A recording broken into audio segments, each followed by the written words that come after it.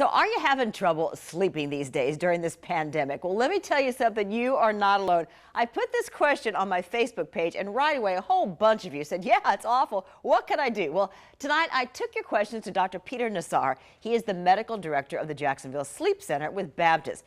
He says usually about 30% of adults have some kind of sleep issue. But now during this pandemic, he thinks it's more than 50%. How are you sleeping these days? Not good. Not good. Terry Pope's in the mortgage business, now working at home.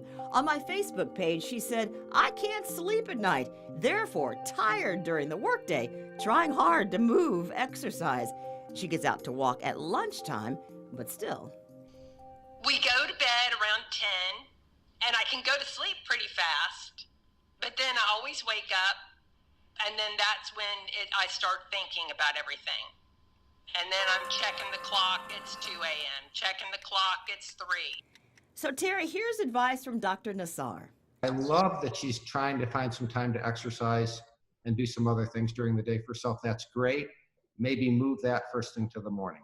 Really? Well, that's good to know. I wonder why.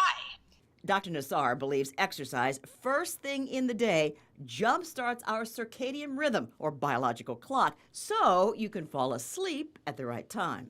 About 16 hours after you wake up in the morning, your biological clock says, hey, it's time to go to sleep. And how about this? Can you relate to Amy? She says, I have been struggling too. I have faith things will be okay, but I can't seem to shut my mind off. The reason why she's struggling so much is when she's awake and active during the day, her mind's busy and she's not thinking about this. And then you lay down to go to sleep at night, and all of a sudden there's nothing to preoccupy you. So Amy, Dr. Nassar says try reading before bed and avoid that blue light. As there's some evidence that the blue light emitted from televisions and from electronic devices can decrease your melatonin production, and that's your predominant sleepy hormone that starts about 2 hours before bedtime. And if you're like Chandra, she says insomnia big time. Well, how about your caffeine? So people have different responses to caffeine. The half-life of caffeine is around 4 hours, which means after you drink it, half of that drug is still in your body. So if you're having difficulty getting asleep, it only makes sense to cut out the caffeine. It's kind of like throwing gas on the fire. If you're having trouble sleeping, my recommendation is to stop the caffeine by noon. All tips Terry is gonna try. Jeannie, this is going to help a lot of people. Well, we hope so, because we all need strong immune systems now. Sleep is crucial to that.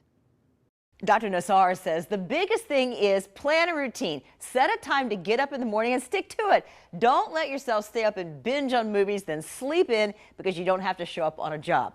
That, he says, is terrible for good sleep.